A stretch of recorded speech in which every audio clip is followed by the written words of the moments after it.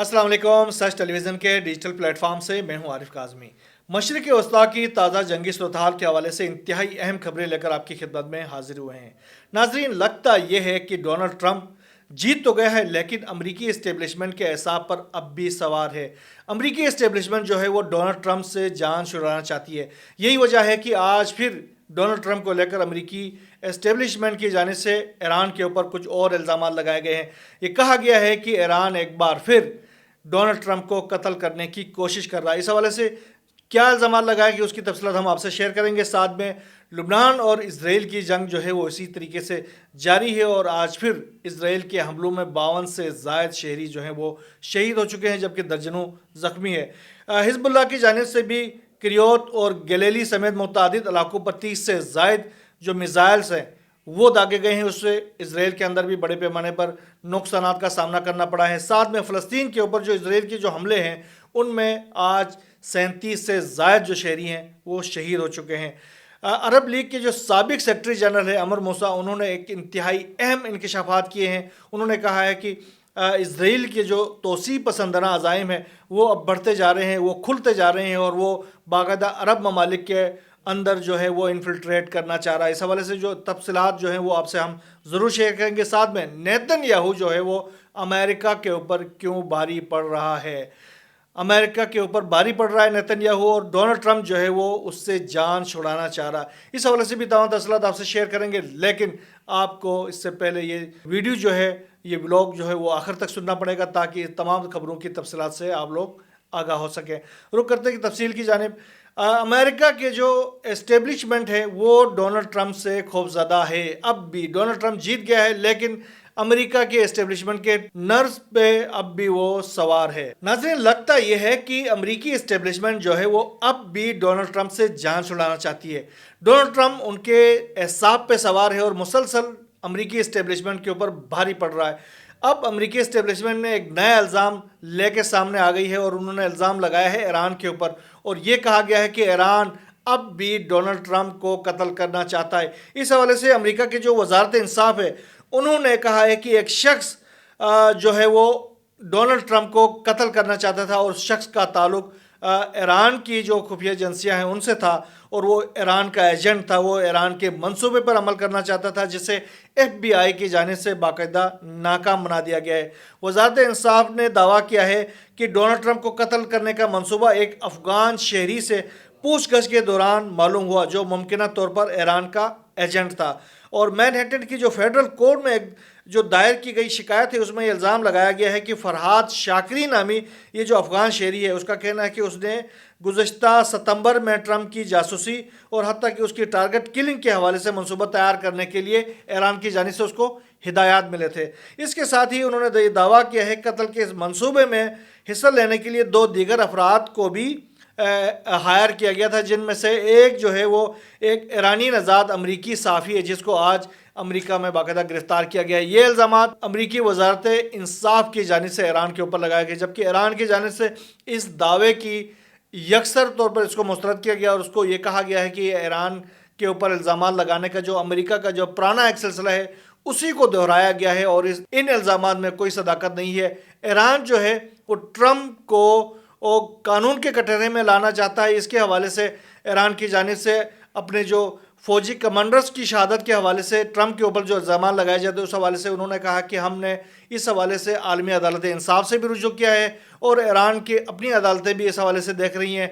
हम उसको कानूनी तौर पर देखना चाहते हैं, हम उसको सज़ा देना चाहते हैं, ज़रूर देना चाहते हैं, लेकिन इस तरह का हमारा कोई मंसूबा नहीं है कि हम ट्रंप को कत्ल करें। और ये जो इल्ज़ामात लगाए गए हैं वो अमरीकी साबिक इल्ज़ामात थे, वो पुराने इल्ज़ामात थे, उनको ये दोहराते रहते हैं, उनमें कोई सदाकत नहीं है और इसमें कोई वज़न भी नहीं है। रुक करते हैं फ़लस्तीन लुबनान की जानिब, जहाँ पर आज इसराइल की जानिब से एक बार फिर मुसलसल हमलों का सिलसिला जो है वो जारी रहा है और आज के हमलों में तकरीबन 52 से ज़ायद जो शहरी हैं वो शहीद हो चुके हैं। اسپیشلی اسرائیل کی جانب سے آج کل نشانہ بنایا جا رہا ہے بیروت کو اور اس کے جو مضافاتی علاقوں کو۔ آج جو حملے کیے گئے ہیں وہ اسپیشلی جو جنوبی علاقے ہیں بیروت کے ان کو نشانہ بنایا گیا۔ زاہیہ کا جو علاقہ ہے اس میں رہائشی عمارتوں کو سب سے زیادہ نشانہ بنایا گیا ہے۔ اس کے علاوہ اسرائیل کی جانب سے یہ دعویٰ کیا گیا ہے کہ انہوں نے لبنان کی جانب سے فائر کیے گئے 2 ڈرون کو بھی مار گرایا ہے۔ اس کے ساتھ ہی نتبیہ اور طائر کے جو علاقوں میں اسرائیل کی جانب سے بمباری کی گئی ہیں وہاں پر 3 افراد کے شہید ہونے کے اطلاعات ہیں۔ ساتھ میں حدث، برج البرجنہ اور اللیلاکی ان علاقوں میں بھی اسرائیل کی جانب سے حملے کیے گئے ہیں جس میں عام شہریوں کے شہادتوں کی اطلاع سامنے آئی ہیں، جبکہ حزب اللہ کی جانب سے جو اسرائیل کے اوپر حملے کیے گئے ہیں اس میں راما ڈیوڈ کا جو بیس ہے اس کو ایک بار پھر آج بھی نشانہ بنایا گیا ہے اور حیفا کو خاص طور پر آج نشانہ بنایا گیا۔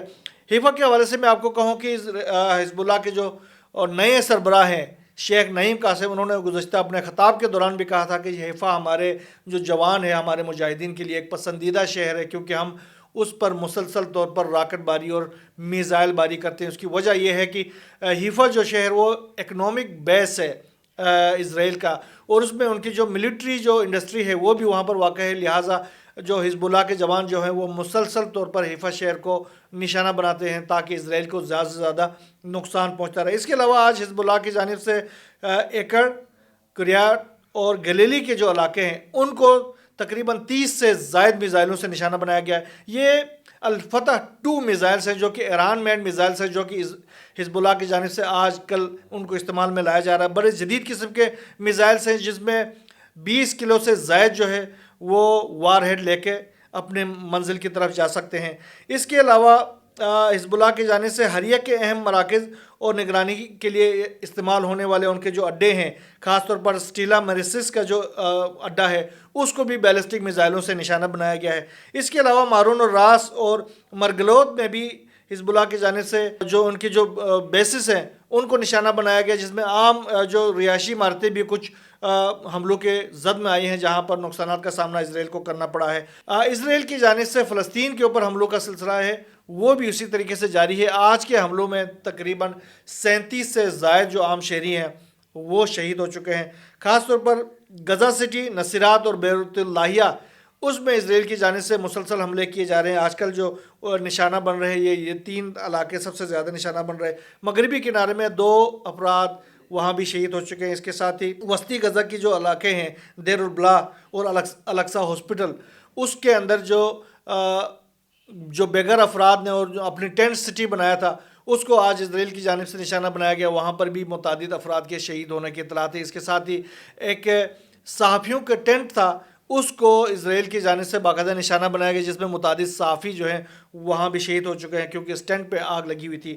اسرائیل کی جو شہری ہیں ان کی اکثریت جو ہے وہ نیتن یاہو سے ناخوش ہے اور نیتن یاہو سے ناراضگی کا اظہار کر رہے ہیں۔ اس کی وجہ کیا ہے اس حوالے سے جاننے کے لیے ایک سروے کرایا گیا چینل 12 کی جانب سے، اسرائیل کا چینل 12 ہے اس کی جانب سے، اس میں 55% جو شہری ہیں انہوں نے کہا کہ غزہ جنگ جو ہے وہ کوئی اسٹریٹجک جنگ نہیں ہے بلکہ یہ ایک سیاسی جنگ ہے اور نیتن یاہو نے اپنے اقتدار کو طول دینے کے لیے یہ جنگ چھیڑ دی ہے۔ اس کے علاوہ جو 58% شہری ہیں انہوں نے گیلنٹ کی برطرفی کو ناپسندیدگی کا اظہار کیا اور انہوں نے کہا کہ اس کو غلط طور پر نیتن یاہو نے اس کو برطرف کر دیا ہے۔ جو وزیر دفاع ہے اس کے اوپر عدم اعتماد کا اظہار کیا ہے اور انہوں نے کہا کہ اس قابل شخص نہیں ہے کہ وہ اسرائیل کے لیے کوئی جنگ جیت سکے، وہ جنگ کے قابل آدمی نہیں ہے۔ ناظرین، عرب لیگ کے جو سابق سیکرٹری جنرل ہے عمر موسیٰ، انہوں نے کچھ اہم ترین انکشافات کیے ہیں اور ان کی جو انکشافات ہیں وہ عرب ممالک کے لیے آنکھیں کھولنے کے لیے کافی ہے۔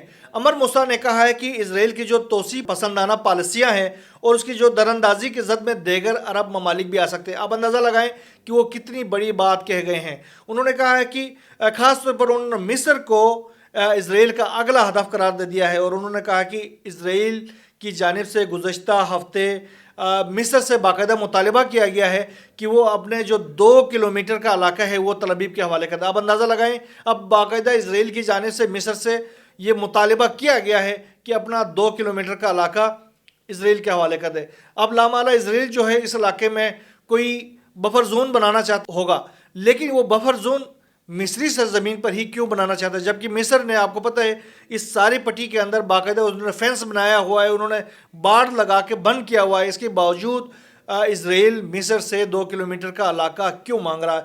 یہ اس کے توسیع پسندانہ جو عزائم ہے اس کو ظاہر کرتے ہیں. وہ ان علاقوں کے اندر انفلٹریٹ کرنا چاہتا ہے, ان علاقوں کو اپنے عملداری میں لانا چاہتا ہے. اس کے علاوہ انہوں نے یہ بھی کہا ہے کہ ہم نے مصر اور سعودی عرب کو اس جانب سے خبردار کیا ہے کیونکہ ان دونوں ممالک کے مفادات ایک دوسرے سے جڑے ہوئے ہیں. آپ اس سے اندازہ لگائیں کہ سعودی عرب سمیت مصر سمیت جو عرب ممالک ہیں ان کے حوالے سے اسرائیل کے توسیع پسندانہ عزائم ہے وہ کس حد تک کھل کے سامنے آتی جا رہی ہیں. باقاعدہ عمر موسیٰ جو ہے وہ کوئی عام شخصیت نہیں ہے, عرب لیگ کے سابق سیکرٹری جنرل رہے اور انہوں نے عرب ممالک کو خبردار کیا ہے کہ وہ آنکھیں کھول کر کان کھول کر سن لے کہ اسرائیل ان کے حوالے سے بھی کوئی نیک خواہشات نہیں رکھتا.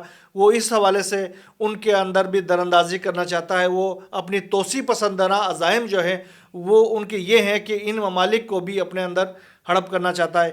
تو یہ بہت بڑی بات ہے. اس کے ساتھ ہی شام کے وہاں سے اہم خبریں یہ آ رہی کہ شام میں شامی فورسز اور رشین فورسز کی جانب سے باقاعدہ طور پر گولان کی پہاڑیوں کا رخ کیا گیا ہے اور انہوں نے وہاں جا کر اگلے محاذوں میں جا کر جو آنے والا جو سناریو ہے, آنے والا جو جنگی صورتحال ہے اس کے حوالے سے بڑے اہم قسم کے فیصلے کیے ہیں. اس سے آپ اندازہ کر سکتے ہیں کہ آنے والے وقتوں میں شام کا محاذ جو ہے وہ کس حد تک گرم ہو سکتا ہے. ساتھ میں نیتن یاہو جو ہے اب امریکہ کے اوپر بھاری پڑ رہے ہیں.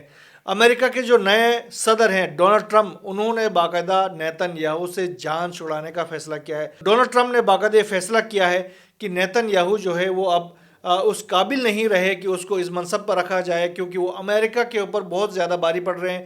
امریکہ کے جتنا مالی امداد امریکہ کی جانب سے نیتن یاہو کو دیا گیا اس کا کوئی نتیجہ اب تک سامنے نہیں آیا ہے. لہٰذا اب اس سے جان چھڑائی جائے اور نئی ایک حکومت کو اسرائیل کے اوپر بٹھایا جائے تاکہ اس سارے علاقے میں ایک امن قائم ہو اور یہ جو امریکہ کو جو اکنامک لاسز کا سامنا ہے وہ بھی کم سے کم ہو سکے. اس کے ساتھ ہی ولادیمیر زیلنسکی جو یوکرین کے صدر ہیں انہوں نے امریکہ اور نیٹو سے اور جو یورپی یونین سے اس نے مطالبہ کیا ہے کہ جس طریقے سے انہوں نے رشیا کے جو اثاثے تھے تقریباً $3 کھرب جو انہوں نے منجمد کیے ہوئے وہ منجمد کردہ اثاثے جو ہیں وہ $3 کھرب جو ہیں ڈالرز جو ہیں وہ یوکرین کے حوالے کر دیا جائے تاکہ وہ یوکرین جو ہے وہ اپنے جنگی اخراجات کو ان پیسوں سے بیئر کر سکے.